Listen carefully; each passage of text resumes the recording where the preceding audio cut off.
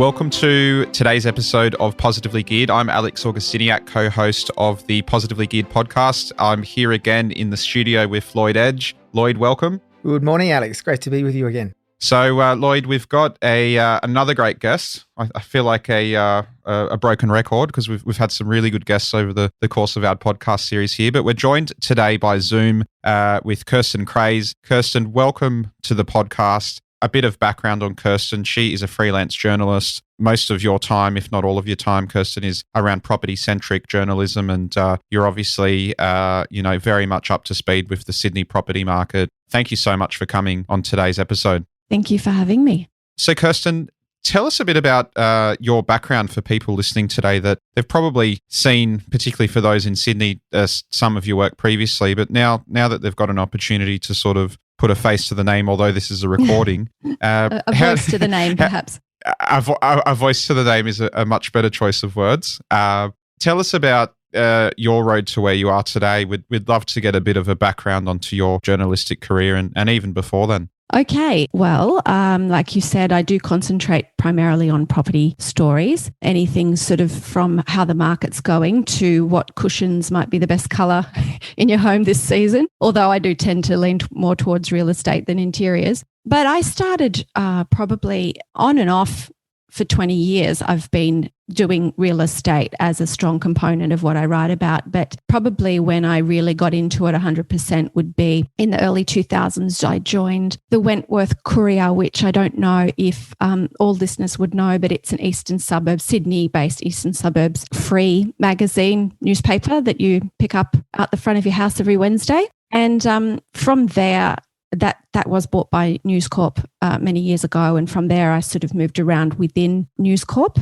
worked for the Telegraph, other suburban papers, the Sunday Telegraph and news.com.au, realestate.com.au, which is affiliated with them as well. So I've bounced around there. But now I work across a variety of titles from in-flight magazines to other sorts of industry content. And Kirsten, was there always a natural draw? Were you naturally drawn to property, or was it something that just sort of organically happened over time? It was probably organic at the beginning. I mean, I think when I started writing about property, there was so much jargon and words and things I didn't even know what it all meant. I didn't own property at the time. But then very quickly I became very interested in it. So it sort of fell in my lap, but now it really is sort of a job and a bit of a passion to find out what's happening and how Australians are devouring property. One of the reasons that we were super excited to have you on the show is because I guess, you're the first from your walk of life in terms of you're the first, I'd say, mainstream journalist that we've had on the show. So we're really excited just for that alone. But, being a journo, which I think is one of the best jobs on the planet, being able to report on things, it's for me, it's a very prestigious job. You obviously have quite a strong bearing or ability to influence the property market, or at least consumers' perception of the property market. Do you see that same level of importance from your end? And do you is it a burden that you sort of carry, or how does it feel as a journo in the current climate, or any climate for that matter, talking property? Yeah, I think, of course, any journalist does have the ability to sort of influence, I suppose is a strong word today. But yeah, I think that in media today and where people get their information, they do look to mainstream publications. But I think people who are interested in property and want to buy property, whether it's a home or an investment, I think they're savvy enough to not just read one headline and think, okay, that's what's happening. They take a broad approach and sort of investigate beyond mainstream media. I think most people don't just take one headline and run with that, especially when you're talking about investing so much money. And Lloyd, obviously, we both being in the industry, Lloyd being a buyer's agent, myself being a selling agent. So we're sort of the two opposite evils. We do spend a lot of time working in the space with people like yourself, whether it's for me personally, if it's promoting properties or giving commentary around the state of the market. Lloyd, for you, whether it's giving commentary or recounting, I suppose, your side of the story. Lloyd, how important do you find Kirsten's role within our little, I suppose, industry? I think Kirsten's role and people like what what she does is actually really integral to get information out there, because any sort of media, and whether you're getting good information or otherwise as people may perceive it, there's still a way of getting information out there so people can actually make informed decisions. And I think that's the most important thing, because without actually reading about, and it comes with everything that's been presented, whether it's the auction results from the from Saturday, for example, or what the markets are doing or what the banks are doing. Journalists like what Kirsten does, they're writing about these specific topics. So that's integral, because without that kind of information being written about, then no one would be able to actually make an informed decision. And whether they're reading one comment and making that decision, or reading a lot of comments and taking a broader decision, as Kirsten mentioned, you still need that information to be presented. So I think it's very integral to have the media there presenting that information. Kirsten, I want to ask you, obviously, one of the great things about having you on the show is that you do very much have, in some respects, what I call a helicopter view of the property market. I would imagine, have relationships with a lot of people within the industry and obviously in the media world. Yeah. What's your take on, obviously COVID, let's rewind 12 months ago. A lot of us were sort of sitting on our magical couch with popcorn, waiting to see what would happen. And we've obviously come back to, in my view, one of the strongest, if not the strongest, market conditions that we've seen since the beginning of time in the country. How do you see things from your perspective? Are you finding that consistently from suburb to suburb, region to region, at least let's say Sydney Metro, is it very much the same general feeling across the board? Are you observing anything out of the ordinary or particular with reference to the current market, or even looking back over the last 12 months? Anything unusual than years prior? Is that what you mean? Other than the pandemic, you mean in the behaviour of the market? Well, just in terms of what you're seeing out there, are you finding that we're recording from the Northern Beaches, for example, in Sydney, and we're in quite robust and strong market conditions here. You're finding it's sort of consistently across the board having the benefit from, I suppose, observing so many different parts of the city and the metro region. Yeah. Look, I think it's definitely a time of a bit of, people keep using this term FOMO, but it kind of sums it up, doesn't it? That the people are worried they're going to miss out on their next purchase. And I think probably what's very obvious is the change in the regional area. I live in regional New South Wales. And so not only am I reading the statistics and I'm getting press releases about things happening in the regional markets, but I'm seeing it with my own eyes where I'm living. So I think probably what's a real standout at the moment is this shift in the way people are living and what they want to buy. And you can see that in the opposite with the inner city unit markets. And I suppose for you, Kirsten, were you already in regional New South Wales before COVID, or was this, because I know, as you rightfully just said, where there's so many people going through what we call sea changes and tree changes at the moment, a lot of people obviously no longer needing to be tied down to an office desk in the city every day. Was that something that you did as a byproduct of COVID, or has it been something you've just had the benefit of for some time? No, I relocated a couple of years ago, so I must have had some psychic ability.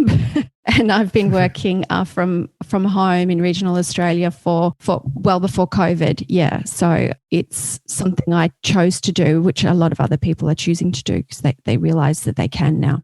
That's interesting, but you would have seen a lot of action, I guess, in those regional markets over the last 12 months because, there's, as Alex was mentioning, there's a lot of people that have been sort of moving to those markets and getting away from those inner city markets. But, what we've seen is just a lot of house price growth and a lot of action, even in properties that we're trying to buy in regional markets. There's often 25 or 30 offers being put on each property. So very buoyant markets in many regions across the country.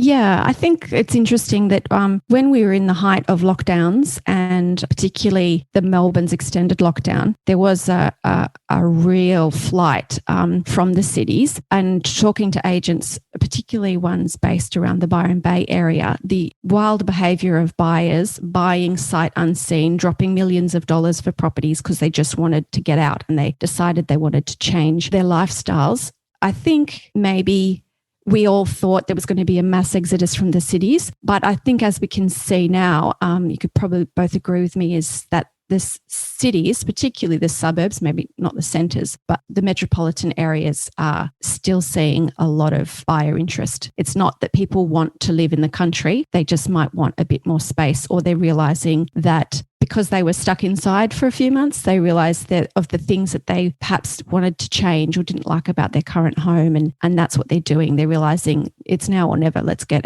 our forever home. I feel like that's a big theme at the moment, not just regional Australia. Absolutely. I mean, I completely agree. And obviously with borders being closed, people, instead of spending 20, 30,000 on an overseas trip for 2 months, that money's going into property. It's going into, I mean, we've discussed now a couple of times, Lloyd, that Westpac released basically a report before Christmas last year, and they were expecting, based on the data, that more people were going to make a big household item purchase or buy a home this year. And that now, with the benefit of hindsight, seems exactly like what's happening out there. So, I absolutely agree, Kirsten, with your observations, and it's good to have those validated by someone that, as I said, you do have very much a helicopter view of the market in terms of, you get to see all regions of Sydney where we might specialise. I know Lloyd specialises in just about everywhere, but for myself, who specialises on quite a geographically centric area, Lloyd, we've spent a bit of time now talking about FOMO because it's a common theme in any rising market or strong market. Is there anything that you could build on just based on what we've sort of previously covered off on? The reason I ask with you in the studio today by Zoom, Kirsten, is that, the media does obviously like to report on what they're seeing out there. And sometimes, when buyers read articles that, everything's selling X amount above reserve, it can sort of, I guess, create, whether it's by design or not, a bit of that fear of missing out dynamic. Yes. Lloyd, what do you see in terms of, I guess, from a journalist perspective in the media and how that relationship between what we do and what they do can sort of attribute to this environment? Well, I guess the question was from a journalist perspective, so you'll have to ask Kirsten that one. But from my perspective, I think, like the journalists definitely, have a role to play in reporting what they're seeing out in the market. And there's definitely some FOMO out there, and as we've discussed before, it's about managing that and managing the expectations. And I guess from my perspective, we see a lot written about the FOMO and people just jumping to buy anything. But I think it's my job as a buyer's agent to educate people on what they can get for their money and not to rush into just any sort of property purchase. And as Kirsten was saying before, there's still a lot of action, particularly in the outer suburbs, and sometimes that's where people need to also look at the expectations that maybe those more expensive suburbs may be out of people's price range. So maybe they can't buy in the northern beaches, but they might be able to buy in, maybe the southwestern suburbs or something and get a little bit more bang for their money. And as we've spoken before, especially when John Lindemann was on our last episode, where, first home buyers generally upgrade after 4 years. And then, then people upgrade their properties again. So, and this is a time we're going through at the moment where people are generally upgrading their homes and everything like that. So, people are not buying their forever homes necessarily at the moment. So, people need to keep that into account too, rather than just thinking that they're just going to miss out on their forever home. Kirsten, is it hard, I suppose, building on what Lloyd's just said, is it hard in the driver's seat in your role? Because obviously, I think to be a great journalist, which you are, you've got to be really passionate about your topic and obviously, live and breathe it, I guess, for a great extent. Is it hard as a journalist, particularly when we do see within a condensed period of time, let's say over 12 months, so much change, not just in the property market, but the world we live in? I mean, COVID has brought, in many respects, it's possibly changed the way we live forever, or at least for, it's left a dent in time as to, a change in behaviour and how we run our lives and what's expected of us as citizens in this country. And we're very lucky, by the way, compared to other parts of the world. Is it hard as a journalist to, obviously you want to deliver great news and upbeat, I suppose, views on the property market? Everyone does love a good story about the house that sold $1 million above reserve. But is it hard to sort of balance that out between not sort of giving the farm away, so to speak, and also not being the person that everyone blames the next week and said, oh, well, we bought this house because, we read an article and they said that if we don't buy today, we're going to be screwed? Yeah. Look, I think it can be a burden because you think people are going to read this and some people will take it as gospel. And I'm always conscious of that. I always think what is important for a property writer to remember is that there are always two sides to the equation. It's either a buyer's market or a seller's market. Often it's one or the other. And so you can write something that will disappoint buyers. If the market is like it is at the moment and things are going well over reserve or getting big prices or selling in 24 hours. But on the other side, if the market isn't good and there's bargains everywhere, then you have to be conscious of how people who are thinking of selling are going to be reading that. And is that going to make them panic or have a certain reaction? So there's always people who are going to be reading articles and thinking that it's not what they want to hear, but it's, the best we can do is tell the truth. And yeah, it might make people panic that there are things selling for $500,000 over reserve, but the facts and figures are there. It's really happening. But I think what they need to do is realize maybe why are those particular homes so highly sought after at the moment? Will that continue? Have a look, like Lloyd said, examine what is happening in certain areas. I think one of the biggest lessons I learned when I was concentrating particularly on Sydney, now I have a national approach, but people always used to ask me, how's the Sydney market going? And there just isn't one Sydney market. There's so many nuances to the property market in Sydney as there is in Melbourne and other areas. So readers need to not just think, oh, this is happening across the board. They need to put on their thinking cap and decide, okay, where is it that I'm looking? What type of property? What price range? And study that within the context of the media.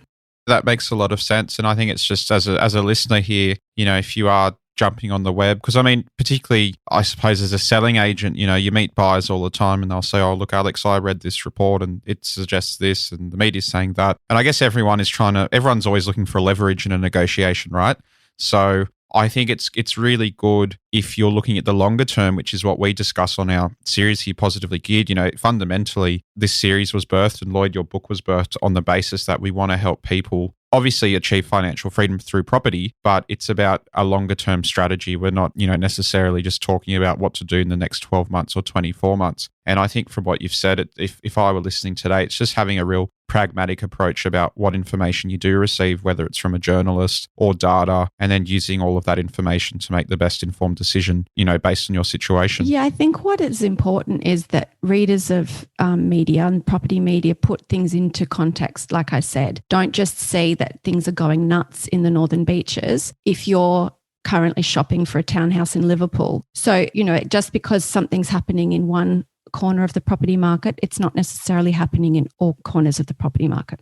I think that's one of the most valuable things because to take out of this bit of the conversation, a lot of people don't realise that it's not just one property market. And we often talk about the property markets around the country, but then there's, like as Kirsten said, it's really the micro markets within each city. So, each area of Sydney, different markets. And then we can bring that down to even, various suburbs have their own individual property markets. And that's what people really need to realise as well. I've had conversations with agents who say there are various markets within one suburb. There was an agent I spoke to the other day in the Mornington Peninsula about the suburb Flinders, which is expected to get a $3 million median house price this year, according to realestate.com.au stats. And he said, well, what part of Flinders are you talking about? And Portsea as well. He discussed both suburbs. He said you can have clifftop, you can have non-clifftop. I know Dover Heights and Vaucluse can be another area in Sydney where you can have vast, and I'm talking millions of dollars difference on one corner of the suburb to the other. So you got to put what you're looking to buy, you got to put it into perspective.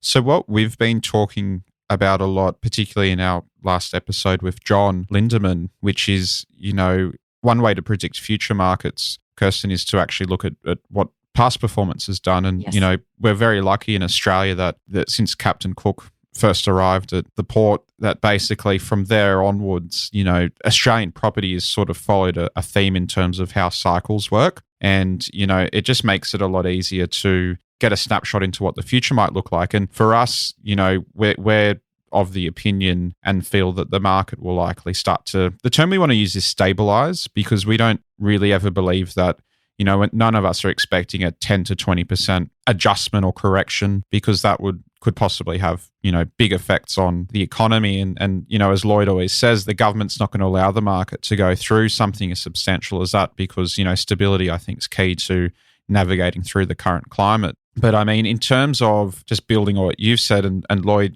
we definitely think we are moving towards a period of stabilization. What's interesting is that people do get caught up in hype when they see a lot of big results, week after week. You almost become accustomed to, opening up the paper on a Sunday and seeing another article about, X sold for this price or whatever the case may be. And that's not me having a dig at you as a journalist. That's just generally across the board, whether it's on Facebook, people discussing amongst friends. But Lloyd, definitely the way we feel we're headed is that we will start to go into a bit more of a stabilized period and possibly a slight correction. I think definitely, Alex, in the next 3 to 6 months, we probably will see things ease off a little bit. So a bit of a stabilization at that point. There may be a small correction. I don't think there'll be a huge correction because I think that at the moment we're very much in a market where it's driven by people looking for owner-occupied homes. Yes. And that's going to be overtaken later in the year into next year by people like investors coming back into the market. So I think any period of easing off will be sort of short-lived and then be taken off by the investors. But certainly the current period, I see that as slowing down a little bit later this year.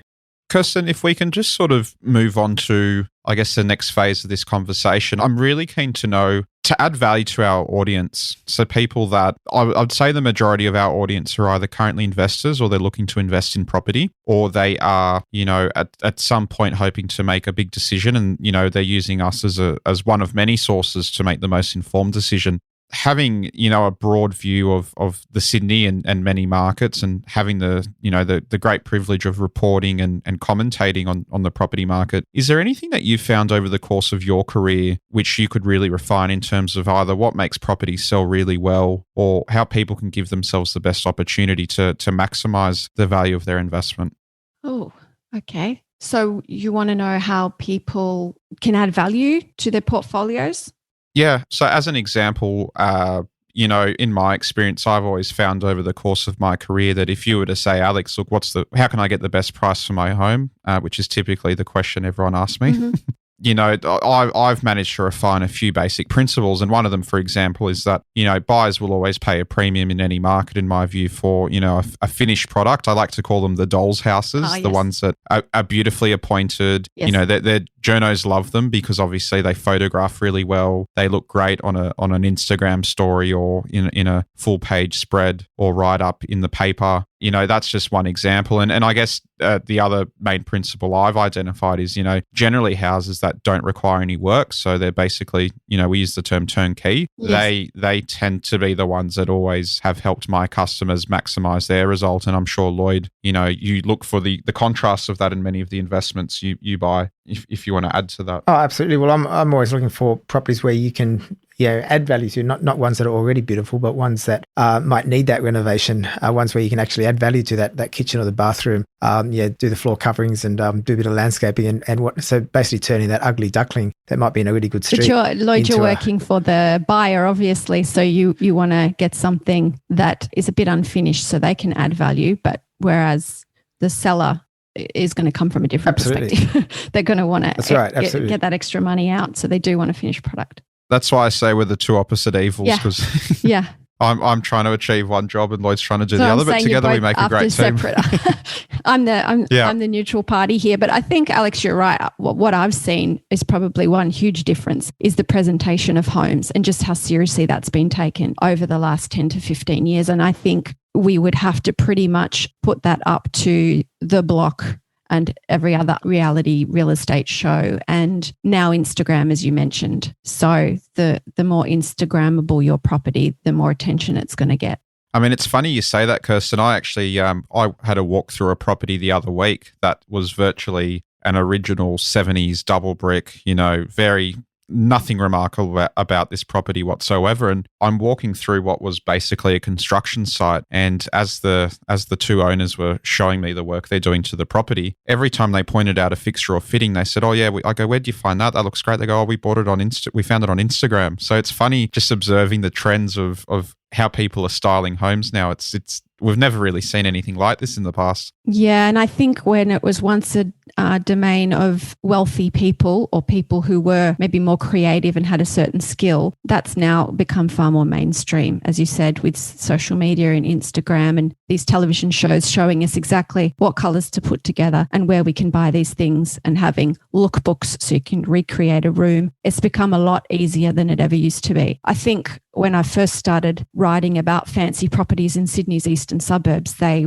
would have trucks would come in and furnish a house. And then when it sold, the trucks would come and take everything away. But yeah, it's filtered through to even more affordable listings now. Everyone's having a go at styling and trying to get that extra dollar out of their home. Absolutely. And I know, Lloyd, obviously this is a bit of a departure from, the conventional investment approach, but I think there's obviously people that, are long-time listeners now of our series that are also owner-occupiers, and we were just discussing in our previous episode that there is a very strong prevalence of owner-occupiers in the current market. So, people looking to move up into their primary residence. And, it's interesting. We always talk about, I guess from my side of the fence, it's all about influencing a home's perceived value. And I think definitely the most recent trends we've seen definitely would support that everyone's sort of getting on the bandwagon of bringing what was, as you rightfully said, maybe 10 years ago, only really accessible to people that had the capital accessible to spend $10,000, $15,000 styling a home and finishing off a home to market. It's very much now prevalent across every price point. I see studio apartments that have been beautifully furnished, well appointed. They look like they belong on an Instagram tile or story. So it's nice to hear that you're seeing that also, from a helicopter view. Yeah, well, even these the styling companies, they have packages that include studio apartments. They never used to have that. And just speaking to agents who do sell those smaller properties, they say, you know what, people don't have imagination. They walk into 50 square meters and they don't know what to do with it. And they think, I couldn't live here if it's empty. But if it's styled in the right way and configured in the right way, that can be worth tens of thousands of dollars to this eventual sale price, yet only cost a couple of grand to style. Absolutely. And Lloyd, I guess, as a segue into the investment side of things, it's really interesting. I mean, just you mentioned the block before, Kirsten. We've had the benefit of having a couple of people on various seasons of the block join us on the show, and we've loved every one of those episodes. And all of those people have then, after that block phase of their life, got on to invest in property or fix homes and move them. And Lloyd, it's interesting from an investment perspective. One of the big things we talk about is one of the greatest ways to add value to a home or manufacture equity, to use the term in your book, Positively Geared. It's to renovate and to enhance the perceived value of a home. And it's something that is becoming more and more affordable to do. Yeah, absolutely, Alex. That's really happening. And as Kirsten's saying, everything's really been staged, and I've probably been seeing that more and more myself over the last 10 years. But at the moment, with so many people upgrading their homes, so we've got a couple of different people in the market at the moment. We've got first-home buyers and they've got upgraders. So first-home buyers are getting in and buying, their first homes, obviously, that have been styled by people who are then selling their homes to upgrade to another home. So there's a lot of that sort of styling going on, that probably wasn't done so much in the past. And that's more from an owner-occupier perspective. From an investment perspective, then, people would, have their investment properties and not necessarily be buying stuff that's styled or already done so well, because it's really all about the numbers and everything. And then they would, do those little cosmetic renos and be able to just add value, add cash flow to their property so that they can actually make some money going forward. So it's a completely different mindset.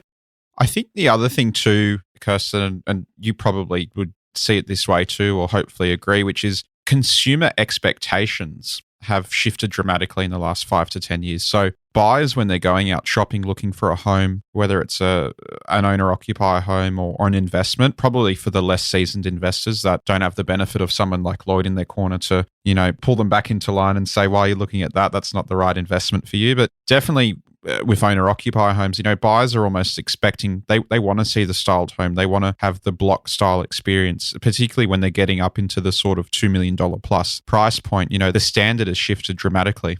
Yes, I agree. Is there anything, Kirsten, that you wanted to cover off on that we haven't?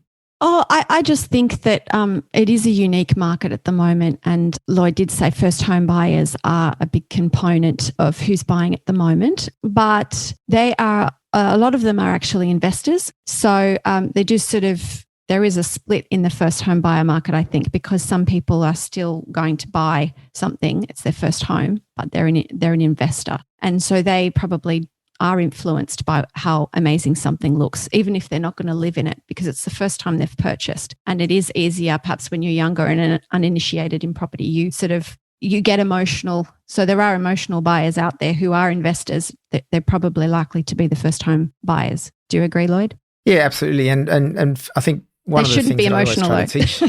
That's right. I always try to educate my clients not to be emotional and things, but the first home buyers, the very first time investors are often emotional like that, and you need to get them out of that habit and just get them to think about the numbers and all. But yeah, that's often very much the case.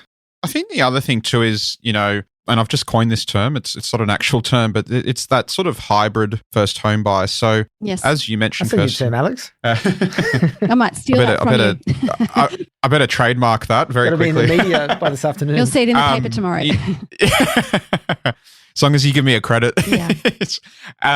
I call it the hybrid buy basically because, as you mentioned, there's a lot of first home buyers that obviously they want to capitalize on the first home buyer grant, particularly if they're within that threshold to get the stamp duty exemption. But they're also they're obviously having to live in the property for a period of time. Yeah. And then eventually it will move to an investment. But as a byproduct of that, and particularly with younger generations, and look, I'd like to think I'm still part of the younger generation. So please forgive me if I feel like I'm offending any of the younger people listening to this, but I do definitely feel that younger people have higher expectations out of a property and lifestyle than previous generations had. That's just my observations. I think I'd agree. I think I come across a lot of first home buyers that want a dream home. And I know it's probably not fair because perhaps their parents or their grandparents bought their first home at 25 and it was a 3-bedroom home and they had a big backyard and they loved it and in a great suburb. But realistically, if you live in a metropolitan area, that's probably not going to happen. It's not going to be your first home. So I'd like to think that more and more first home buyers are becoming more savvy and realising the value of investing first, perhaps, if they're not willing to live in an outer suburb or they can't for work reasons, and doing this rent vesting, another term that's been coined by the media. I think there is definitely a hybrid in the first home buyer, but it's very hard to put a figure on it because, as you said, they do tend to live in the property to be able to qualify for the grants, and then they might move back in with their parents or they might rent with friends or somebody somewhere else. So it's really a bit hard to know how many people are actually doing it that way. Yeah, no, we often talk about that, and my recommendation is for people to, to rent where they want to live and then build up an investment portfolio elsewhere, just buy investment properties where they can afford to and not spend all their serviceability trying to pay off a mortgage, and often in an area in a major city that they may not even want to live anyway. So rent investing is definitely a good strategy, and I think more and more people are doing that these days, particularly over the last 5 or 10 years since this term was coined. Yeah, and it's not just first home buyers who don't have any money and moving back in with parents. I know some very wealthy people who rent where they want to and have, a dozen or 2 dozen properties elsewhere that they don't live in. Just for some people, it's a strategy and it works really well for some people, whether you're at the start of your property ladder or at the top. Yeah, I do too. I know some very wealthy people who just choose to rent, and they have a lovely home on the beach in Sydney, and they have an extensive property portfolio, and that's their choice of strategy and lifestyle, and that works for them. So you don't have to own your own home. It comes down to the strategy choices that you make. But I think at the end of the day, if people are really struggling to get ahead, then trying to have your own mortgage as opposed to investing in something is probably a bad move. You should be trying to invest in something and then just be able to rent where you can afford to, essentially. Yeah, I think it's sort of almost Australians need to break this taboo of renting means that you're poor. I think younger people are starting to understand that that's the way they're going to get forward. But I think probably for people who were buying their first properties in the 70s or 80s, you just didn't rent. If you had money, you bought a home and you lived in it. And you don't only have to look at other places in the world to see that there's a lot of people that rent, and they rent for life and they rent generationally, and perhaps they invest elsewhere. But renting doesn't mean what it used to mean in Australia.